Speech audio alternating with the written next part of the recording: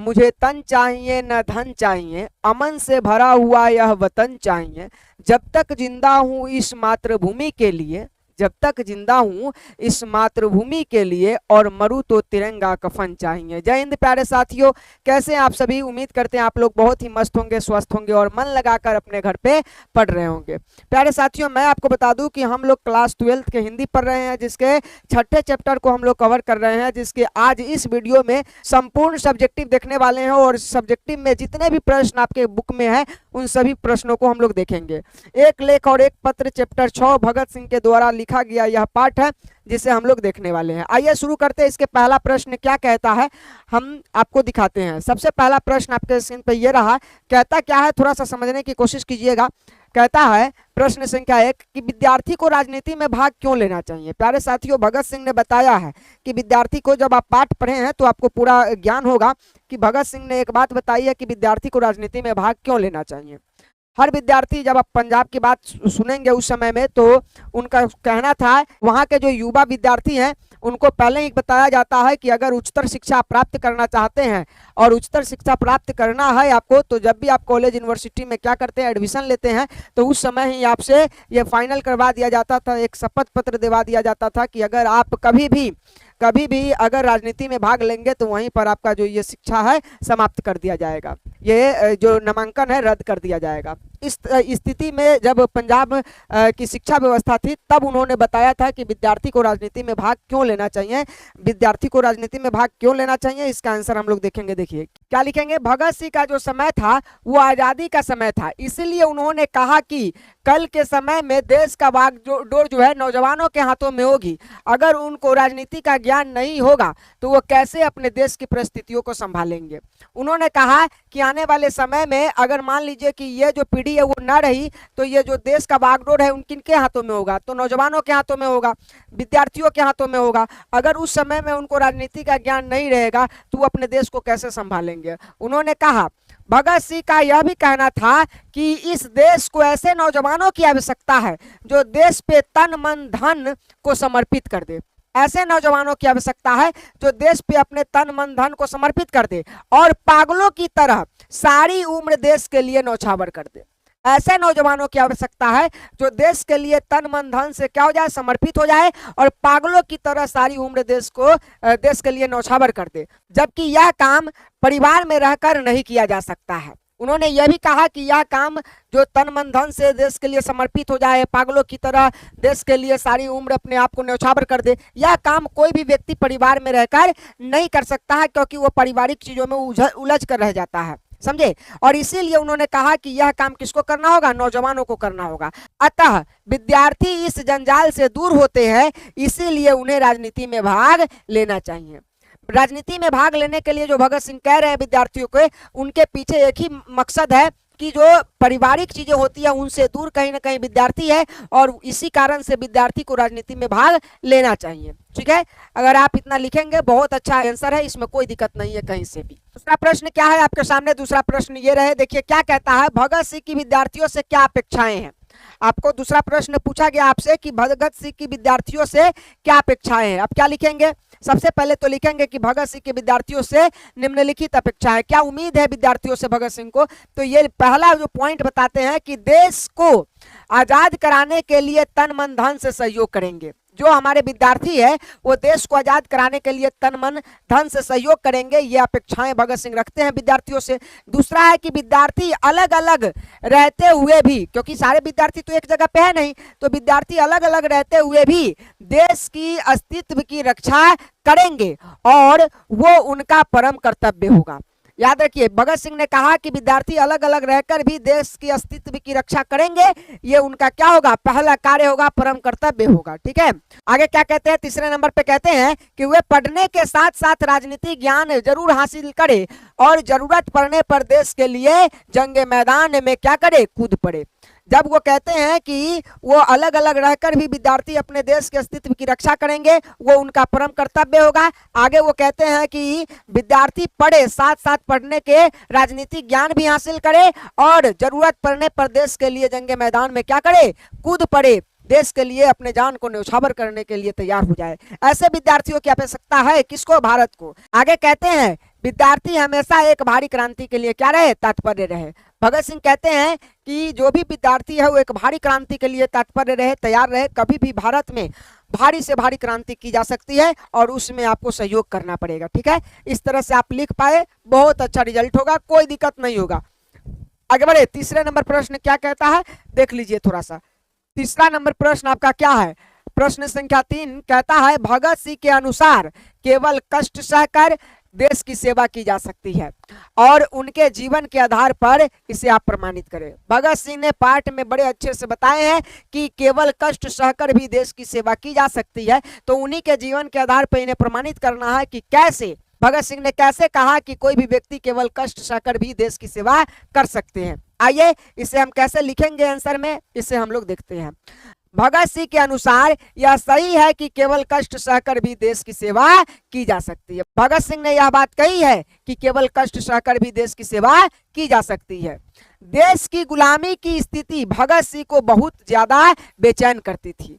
जब देश गुलाम था तो देश की गुलामी की स्थिति भगत सिंह को बहुत ज्यादा बेचैन करती थी। जगह जगह पे रोने कहारने की आवाज उन्हें बहुत बेचैन करती थी। ये देश की गुलामी उनसे देखी नहीं जा सकती थी। ठीक है, वे क्रांतिकारी गतिविधियों में हिस्सा लिए लोगों को जागरूक करने के लिए कई लेख लिखे।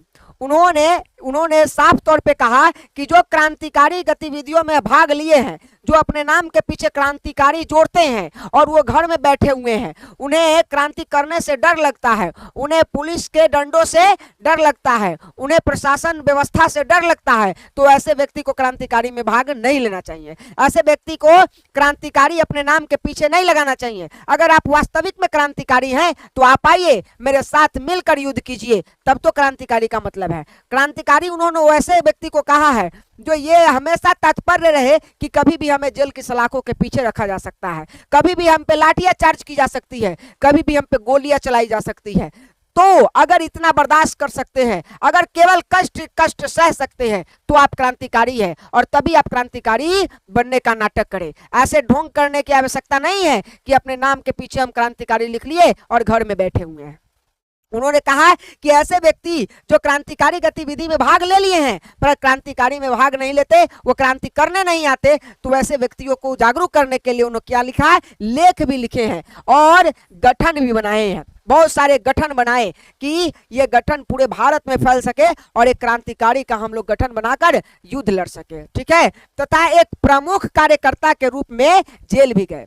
वो सबसे प्रमुख व्यक्ति थे क्रांतिकारी दल का, इसीलिए वो कहते हैं कि अगर कभी आँच आई क्रांतिकारियों पे तो सबसे पहले ये भगत सिंह खड़ा होगा। और वो अपने आप को क्या किए, जेल के सलाखों के पीछे भी लेकर गए कि लोग जो है हमारे पीछे जो खड़े लोग हैं वो ये बात के लिए जागरूक हो जाए कि एक व्यक्ति है जो अकेला क्रांतिकारी बनके युद्ध लड़ रहा है, तो हम लोग क्यों क्रांतिकारी नाम लेकर पीछे दब रहे हैं, हमें भी युद्ध करना चाहिए। समझे, ऐसे देशभक्तों को आज फिर से सलामी देते हैं जो हंसते हंसते फांसी के फंदे पर झूल गए। आज ऐसे देशभक्तों को फिर से सलामी देने का समय आ गया है जो हंसते हंसते फांसी के फंदों पे क्या किए, झूल गए। और उनकी यह कुर्बानी भारतीय मानस को झकझोर दिया और आगे चलकर देश क्या हो गया, आजाद हो गया।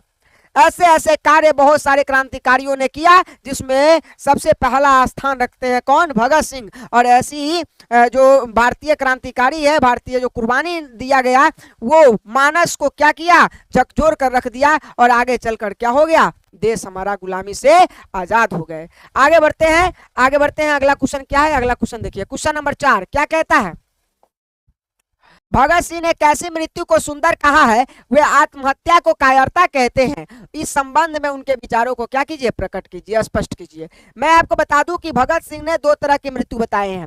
एक, कुछ कष्ट और दुखों के कारण अपने आप में क्या कर लेना, आत्महत्या कर लेना, ऐसे व्यक्ति को कायर कहा गया है और उनके द्वारा यह किया गया काम क्या कहलाएगा, कायरता कहलाएगा उनके अनुसार।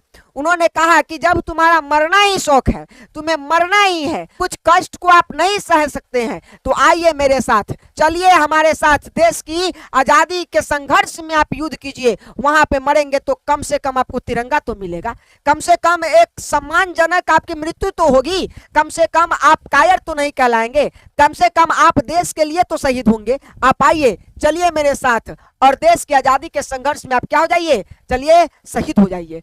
और दूसरी मृत्यु उन्होंने बताया कि एक ऐसी मृत्यु जो सबसे सुंदर मृत्यु है, जो अपने देश की आजादी के संघर्ष में लड़ते लड़ते क्या हो जाए, प्राण न्यौछावर कर दिए जाए। तो ऐसे मृत्यु को उन्होंने क्या कहा है, बहुत ही सुंदर मृत्यु कहा है। आइए देखते हैं कि कौन से मृत्यु कैसे वो मतलब कि पूरी तरह से बताते हैं। भगत सिंह ने कहा है कि आजादी के लिए संघर्ष करते हुए मृत्यु दंड के रूप में मिलने वाली मृत्यु से सुंदर कोई मृत्यु नहीं हो सकती। उन्होंने कहा है कि अगर आप आजादी के लिए संघर्ष कर रहे हैं और उसमें आपको मृत्यु दंड के रूप में मृत्यु मिलता है, तो इससे सुंदर मृत्यु और कोई नहीं हो सकती, क्योंकि यह मृत्यु आने वाली पीढ़ियों के आजादी के संघर्ष के लिए जुनून पैदा करेगी।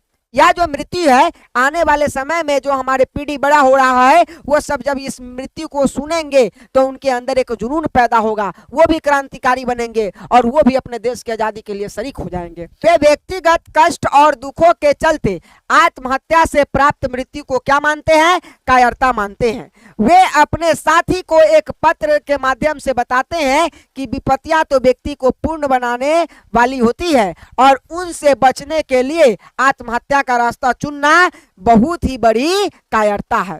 उन्होंने बताया कि जो व्यक्ति कुछ कष्ट के चलते आत्महत्या से मृत्यु प्राप्त करते हैं, ऐसे व्यक्ति कायर होते हैं और उनके इस कार्य को कायरता कहा जाता है, समझे। और यह मृत्यु सुंदर नहीं होती है। अगर आपको मरना ही है तो चलिए अपने देश के स्वतंत्रता के लिए अपने जान को न्यौछावर कर दीजिए, तब तो ऐसी मृत्यु का गुणगान किया जाएगा पूरे भारत में। आइए अगले क्वेश्चन की तरफ बढ़ते हैं। अगला क्वेश्चन क्या है, क्वेश्चन नंबर 5।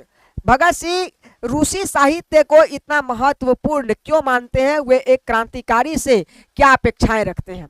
सबसे पहले बात समझिए, भगत सिंह रूसी साहित्य को इतना महत्वपूर्ण क्यों मानते हैं। रूसी साहित्य को महत्वपूर्ण मानने के पीछे एक बड़ा रीजन है, क्योंकि रूसी साहित्य क्रांतिकारियों की पूरी चरित्र को उभार कर रख दिया है। जब उनके क्रांतिकारी उस साहित्य को पढ़ते हैं तो उनको ऐसा लगता है हमारे जो पूर्वज है वो बहुत ही संघर्ष करके हमें आजादी दिलाई है, और इसीलिए उनके अंदर एक जुनून पैदा होता है कि अगर कभी हमारे देश के ऊपर गुलामी की जंजीर लटकी तो मैं उसे आजाद करके छोड़ूंगा, इस तरह के। और भारत में ये चीजें नहीं दिखाई गई। यही कारण है कि भगत सिंह ने कहा कि रूसी साहित्य जो है हमारे लिए बहुत महत्वपूर्ण है और हमारे भारत में भी एक ऐसा साहित्य होना चाहिए जहाँ क्रांतिकारियों के चरित्र का क्या करना चाहिए, पूरी वर्णन होनी चाहिए। तब जाके हमारे जो आने वाले बच्चे हैं, हमारे जो आने वाली पीढ़ियां हैं, वो भी इससे क्या करेगा, पढ़कर एक आत्मबल पैदा होगा उनके अंदर और वो क्रांति के लिए तैयार होंगे। क्या लिखेंगे हम लोग, भगत सिंह रूसी साहित्य को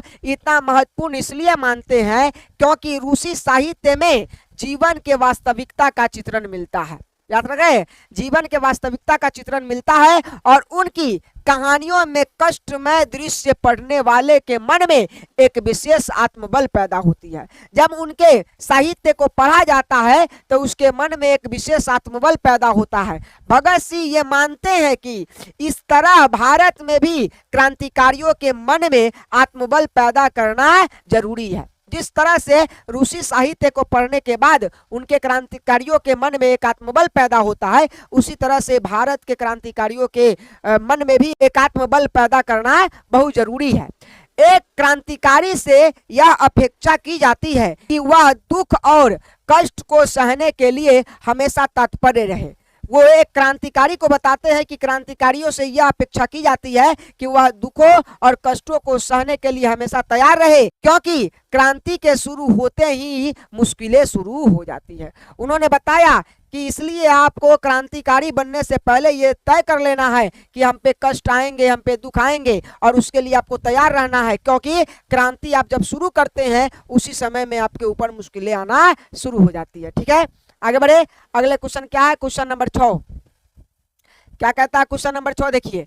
कहता है उन्हें चाहिए कि वे उन विधियों का उल्लंघन करें, परंतु उन्हें औचित्य का भी ध्यान रखना चाहिए, क्योंकि आवश्यक एवं अनुचित प्रयत्न कभी भी न्यायपूर्ण नहीं माना जा सकता है। भगत सिंह के इस कथन का आशय बताइए और इससे उनकी चिंतन का कौन सा पक्ष उभरता है, वर्णन करें। क्या लिखेंगे, सरदार भगत सिंह क्रांतिकारियों से कहते हैं कि क्रांतिकारी शासक यदि शोषक हो, क्या हो, शोषक हो, कानून व्यवस्था यदि गरीब और मानवता के विरोधी हो, जो क्रांतिकारी जो है शासक है वो शोषक हो और कानून व्यवस्था जो है गरीब और मानवता का क्या हो, विरोधी हो, तो उन्हें चाहिए कि वे उनका पुरजोर विरोध करें, उनका खूब विरोध करें, परंतु इस बात का भी ख्याल रखना होगा कि आम जनता पर कोई इसका असर ना हो, इस बात पर भी ख्याल रखना होगा कि आम जनता पर कोई असर ना हो। वह संघर्ष आवश्यक हो, अनुचित नहीं। वह संघर्ष क्या हो, आवश्यक हो। जब आम जनता पे बिना कोई मतलब कि असर पड़े जब विरोध किया जाएगा तो वो संघर्ष आवश्यक होगा, और आम जनता का भी इसमें ह्रास होगा तो वो क्या हो जाएगा, अनुचित हो जाएगा। संघर्ष आवश्यकता के लिए हो तो उन्हें न्यायपूर्ण माना जाता है। हमारी आवश्यकता है और हमें सरकार न दे रही है, तब उसके पीछे हम संघर्ष करेंगे तो वो न्यायपूर्ण है, परंतु सिर्फ बदले की भावना के लिए हो तो क्या हो जाता है, अन्यायपूर्ण हो जाता है। याद रखिएगा, केवल बदले की भावना के लिए हमें संघर्ष नहीं करना है, हमें जिस चीज की आवश्यकता है अगर वो न मिलता है तो हमें संघर्ष करना है। इस दृष्टि से देखा जाए तो भगत सिंह का चिंतन मानवतावादी है, जिसमें समस्त मानव जाति का क्या है, कल्याण निहित है। इस तरह से देखा जाए तो जो भगत सिंह का कहना है वो उसमें चिंतन जो भगत सिंह का है वो मानवतावादी है और इसमें समस्त मानव जाति का क्या है, कल्याण निहित है। यदि मानव पर तनिक भी प्रहार हो तो उन्हें पूरी लगन के साथ वर्तमान व्यवस्था के विरोध में क्या करना चाहिए, संघर्ष आरंभ कर देनी चाहिए। ठीक है, तो आप इसे लिख देंगे। क्वेश्चन नंबर 6 आपका हो गया। क्वेश्चन नंबर 7 देखिए क्या कहता है। क्वेश्चन नंबर 7 देखिए 3 प्रश्न है साथ में, क ख और ग, क ख और ग। क्वेश्चन नंबर 7 का क क्या कहता है, अभिप्राय स्पष्ट करिए। और अभिप्राय स्पष्ट करने के लिए आपको पता है कि सबसे पहले हम पंक्ति देखते हैं कि पंक्ति कहाँ से ली गई है, इसके लेखक कौन है, और उसके बाद ये लिखते हैं कि इस पंक्ति के माध्यम से लेखक क्या बताना चाहते हैं। बड़े छोटे छोटे आंसर है, चलिए जल्दी से देख लेते हैं।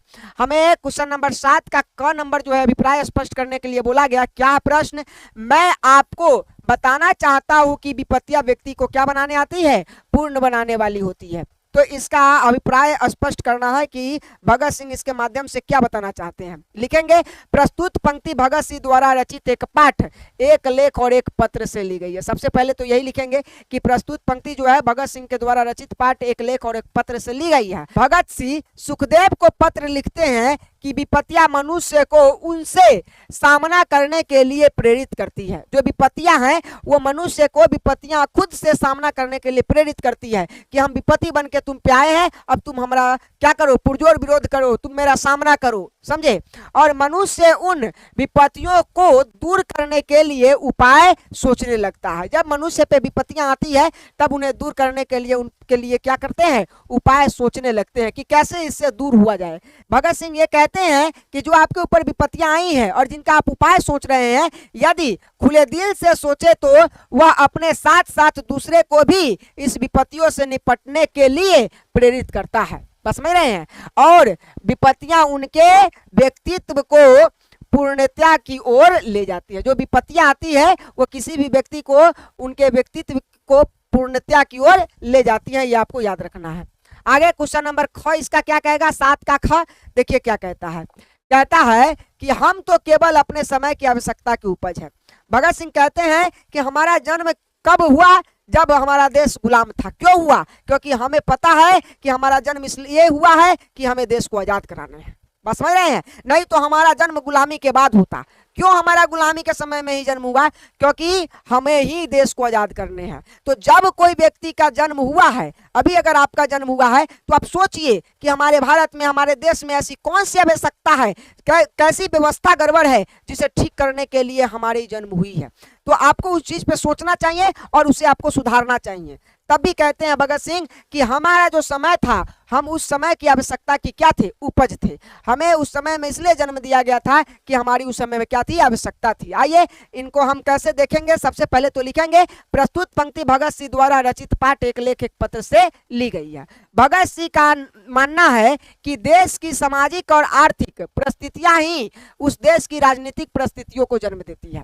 भगत सिंह कहते हैं कि देश की सामाजिक आर्थिक परिस्थितियां ही उस देश की राजनीतिक परिस्थितियों को जन्म देती है। जिस समय में देश की सामाजिक आर्थिक परिस्थितियां शोषक प्रवृत्ति की होगी, जिस समय देश की सामाजिक और आर्थिक प्रवृत्तियां जो है क्या होगी, शोषक होगी, उसमें राजनीतिक उथल पुथल होते रहेंगे।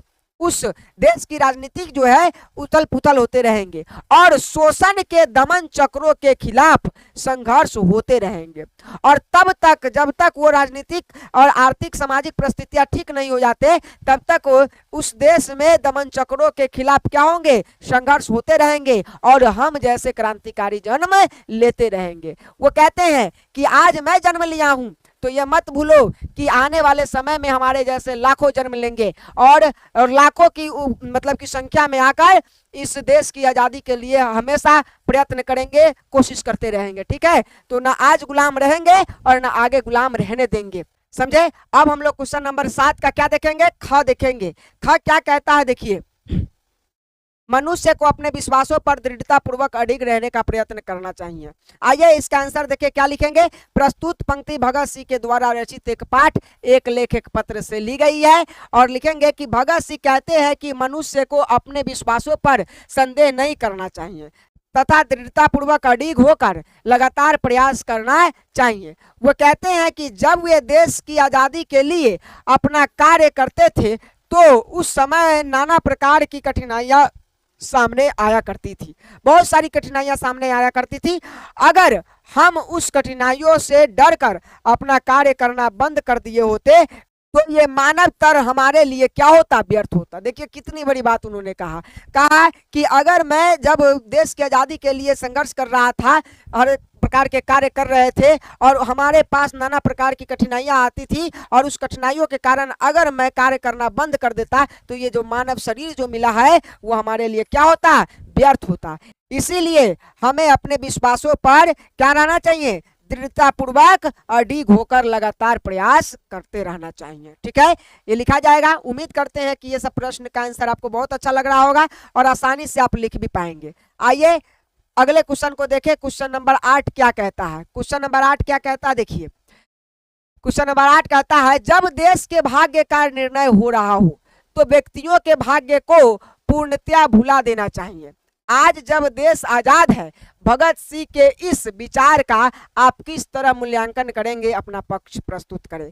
क्या लिखेंगे हम, लिखेंगे वीर क्रांतिकारी मां भारती के सपूत भगत सिंह देश की आजादी के लिए जंग लड़ रहे थे। ठीक है, जब वे अपने साथी सुखदेव को पत्र लिखते हैं तो कहते हैं कि मुझे इस जंग के लिए ब्रिटिश सरकार द्वारा निश्चित ही मृत्यु दंड दी जाएगी। वो खुद कहते हैं कि अगर मैं जिस दिन पकड़ा गया उस दिन हमें मृत्यु दंड दे ही दी जाएगी ब्रिटिश सरकार के द्वारा। मुझे किसी प्रकार की पूर्ण क्षमा या नम्र व्यवहार की तनिक भी आशा नहीं है। वे मुझे शांति से हमसे वार्तालाप करेंगे, क्या ऐसा लगता है? तो मुझे इसकी तनिक भी आशा नहीं है। क्या वे मुझे पूर्ण रूप से माफ कर देंगे? ऐसा नहीं है। हाँ, वो चाहेंगे कि हमारे पैरों में आकर वो गिड़गिड़ाए, हमसे माफी की भीख मांगे और भगत सिंह इस रूप को धारण नहीं करेगा। वो कभी भी माफी की भीख नहीं मांगेगा, क्योंकि अगर हम झुक गए उनके पैरों के नीचे तो न जाने हमारे पीछे जितने भी क्रांतिकारी हैं वो सब का क्या हाल होगा। वो कहेंगे कि हमारे लीडर ही जाकर अगर किसी के पैरों में झुक सकता है तो हम लोग किस खेत के मूल्य है, हम लोग भी उनके पैरों के नीचे झुक जाएंगे। इसीलिए वो कहते हैं कि अगर हमें मृत्यु दंड भी मिलेगी तो मैं सीधा सीना तान कर मृत्यु दंड को स्वीकार करूंगा। क्यों? क्योंकि हमारे नौजवानों के हृदय में यह भावना जगे कि हमारा एक जवान शहीद हो गया। किस लिए? मां भारती को आजाद कराने के लिए, मां भारती की स्वतंत्रता दिलाने के लिए। वे कहते हैं कि मेरी अभिलाषा यह है कि जब वह आंदोलन अपनी चरम सीमा पर पहुंचे तो मुझे फांसी दे दी जाए। भगत सिंह की इस बात को आपको याद रखना है कि भगत सिंह का सोच था, वो कहते थे कि मेरी अभिलाषा है, मेरी चाहत है कि जब यह आंदोलन चरम सीमा पर हो तो मुझे क्या दे दी जाए? फांसी दी जाए। वो ये भी कहते हैं कि जब भी कोई समझौता हो तो हमारे जैसे व्यक्तियों का मामला उसके मार्ग में कोई बाधा या रुकावट या कठिनाई उत्पन्न नहीं करने चाहिए। और वो कहते हैं क्योंकि जब देश के भाग्य का निर्णय हो रहा हो तो व्यक्तियों को अपने भाग्य के बारे में पूर्णतया भुला देना चाहिए। कभी भी अपने भाग्य के बारे में नहीं सोचना चाहिए कि मेरा क्या होगा। यहाँ देश की बात है, आपका बात नहीं है। इस तरह से वो बताते हैं कि जब भी देश का भविष्य का निर्णय हो रहा हो भाग्य का, तो अपने आप के भाग्य को भुला देना चाहिए व्यक्ति को। ठीक है, आगे बढ़ते हैं। क्वेश्चन नंबर 9 क्या कहता है? कहता है भगत सिंह ने अपनी फांसी के लिए किस समय की इच्छा व्यक्त की है, अभी तो हमने बताया। और उसके बाद ये भी कहते हैं कि वे ऐसा समय क्यों चुनते हैं। भगत सिंह ने अपने फांसी के लिए कौन सा समय अच्छा माना है और इच्छा व्यक्त की है, और साथ में ये पूछता है कि ऐसा क्यों। चलिए इसका आंसर देखते हैं। भगत सिंह ने अपनी फांसी के लिए उस समय की इच्छा प्रकट किया है, व्यक्त किए हैं, जब देश की आजादी की लड़ाई अपने चरम सीमा पर हो। क्योंकि लड़ाई के समय आंदोलनकारी दल भावनात्मक रूप से क्या होंगे, बेहद संवेदनशील होते हैं। यदि ऐसे समय पर उन्हें फांसी दी जाएगी तो आंदोलनकारी दल की भावनात्मक एकता में बल आएगा और आने वाले समय में ब्रिटिश सरकार के खिलाफ विरोध करने के लिए सहायता मिलेगी। तो आपको ये याद रखना है। अगर ये याद रहेगा तो आप बड़े आसानी से छोटे छोटे आंसर है इसे आप लिख पाएंगे, तो आपका आंसर जो होगा बहुत अच्छा होगा और आपके रिजल्ट जो भी आएंगे वो बहुत अच्छा आएगा। आइए क्वेश्चन नंबर 10 देखते हैं, क्या कहता है क्वेश्चन नंबर 10। देखिए, भगत सिंह के इस पत्र से उनकी गहन वैचारिकता, यथार्थवादी दृष्टि का परिचय मिलता है। पत्र के आधार पर इसकी पुष्टि करें। महान क्रांतिकारी भगत सिंह ने इस पत्र में 3-4 सवालों पर क्या किए हैं, विचार किए हैं, जिसमें से आत्महत्या, जेल जाना, कष्ट सहना, मृत्यु दंड और रूसी साहित्य है। इन सब सवालों पर उन्होंने विचार किया। भगत सिंह का आत्महत्या के संबंध में यह विचार है कि केवल कुछ दुखों से बचने के लिए अपने जीवन को समाप्त कर लेना मनुष्य की कायरता है और यह एक कायर व्यक्ति का ही काम है। वे कहते हैं कि देश सेवा के क्रम में क्रांतिकारियों को जेल जाना, उपवास करना इत्यादि ढेर कष्ट सहने पड़ते हैं। अतः भगत सिंह कहते हैं कि हमें कष्ट सहने से नहीं डरना चाहिए, क्योंकि विपत्तियां ही व्यक्ति को पूर्ण बनाती है। मृत्युदंड के बारे में भगत सिंह का विचार है कि जिनकी मृत्यु देश सेवा के लिए संघर्ष करते हुए होती है, वह मृत्यु सबसे सुंदर मृत्यु होती है। ऐसी मृत्यु को भगत सिंह ने आदर्श मृत्यु मानते हैं। अतः इस प्रकार हम पाते हैं कि भगत सिंह की वैचारिकता सीधे यथार्थ के धरातल पर टिकी हुई है और कहते हैं कि आजीवन संघर्ष का संदेश देती है। भगत सिंह का जो ये है आजीवन संघर्ष का ही संदेश देती है। ठीक है, अगर आप इसे लिख पाए तो बहुत खतरनाक आंसर है। अगर इतना लिख दिए तो समझिए कि आपका आंसर तो एकदम तय है, कहीं से कोई कटौती नहीं की जा सकती है। ठीक है, इस तरह से आपका जो यह पार्ट का क्वेश्चन आंसर है वो समाप्त हुआ। प्यारे साथियों, उम्मीद करते हैं कि आपको यह बहुत अच्छा लगा होगा। अगर बहुत अच्छा लगा होगा तो अभी आप वीडियो को लाइक कर लीजिए और चैनल को सब्सक्राइब तो कर ही लिए होंगे, साथ में वीडियो को क्या कर दीजिए, शेयर कर दीजिए कि और बच्चे इसका लाभ उठा सके और अच्छी तैयारी कर सके। ठीक है, मिलते हैं इसके अगले वीडियो ऑब्जेक्टिव में। तब तक के लिए आप सभी का बहुत बहुत शुक्रिया। Thank you so much.